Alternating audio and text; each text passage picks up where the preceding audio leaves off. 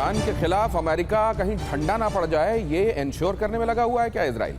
क्या इजराइल ने ही कोई ऐसा षड्यंत्र कह लीजिए, ऐसी साजिश कह लीजिए, रची जिसकी वजह से अमेरिका और ईरान के बीच में जो मामला लग रहा था कि कहीं ऑफ रैंप होगा, वो फिर से एस्केलेट हो गया है? क्या इस सब के पीछे बेंजामिन नेतन्याहू उनका दिमाग है, या असल में इसको ये रंग देने की कोशिश की जा रही है?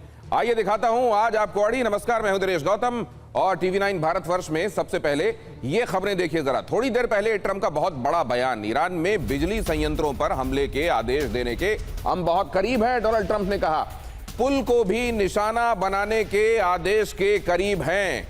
ट्रंप ने कहा, फॉक्स न्यूज के इंटरव्यू में ट्रंप ने ये बातें कही हैं। और अगर पुल को निशाना बनाने की बातें वो कह रहे हैं और कह रहे हैं बिजली संयंत्रों पर हमला करेंगे, तो जाहिर है ईरान के इंफ्रास्ट्रक्चर को निशाना बनाए जाने की तैयारी है। और ट्रंप का ये स्टेटमेंट बताता है कि आने वाले दिनों में जाहिर है वो करने वाले हैं जो इजराइल चाह रहा था। इजराइल ने ये पहले ही कहा था कि वहां ईरान में इंफ्रास्ट्रक्चर को निशाना बनाया जाना चाहिए। बीच में तो कई इंफ्रास्ट्रक्चर्स के बारे में लिस्ट भी जारी हो गई थी, लेकिन डोनाल्ड ट्रंप ने अपने आप को खींच लिया था, रोक लिया था। आपको वो दिन भी याद होंगे जब ईरान के नागरिक उन तमाम जगहों को घेर कर बैठ गए थे और ये कह रहे थे, जिसमें वहां के नामचीन लोग भी शामिल थे, जिन्होंने उन जगहों की सुरक्षा के लिए खुद को वहां स्थापित कर लिया था और कहा था कि जब तक यहां हमले का अंदेशा है, हम यहां से डिगेंगे नहीं, हटेंगे नहीं।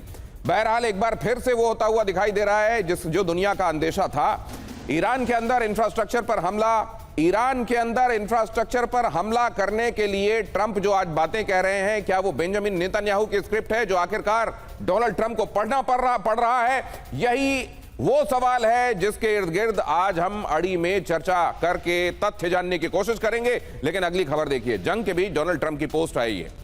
ईरानी सेना तबाह हो चुकी है, डोनाल्ड ट्रंप ने कहा। ईरान पूरी तरह पराजित हो चुका है, डोनाल्ड ट्रंप का यह कहना है। मध्य पूर्व का दादा अब खत्म हो चुका है, बातचीत में देरी की कीमत चुकानी होगी, डोनाल्ड ट्रंप ने यह कहा है।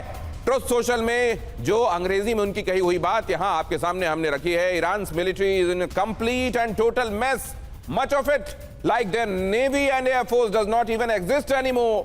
They have been completely defeated. Iran is all talk and no action. The bully of Middle East is dead. They've taken too long to negotiate a deal that would have been great for them. Now they will have to pay the price. President Donald J. Trump वो ये कह रहे हैं कि इतनी ज्यादा देर कर दी कि अब इसकी कीमत ईरान को चुकानी पड़ेगी। और अभी से कुछ देर पहले फॉक्स न्यूज के इंटरव्यू में उन्होंने जो कहा है वो हमने आपको बताया ही। उन्होंने कहा है कि अब वहां इंफ्रास्ट्रक्चर को निशाना बनाया जाएगा, पुल को भी निशाना बनाया जाएगा, बिजली संयंत्रों को भी निशाना बनाया जाएगा। बातचीत में देरी हुई है और इसकी कीमत ईरान को चुकानी पड़ेगी।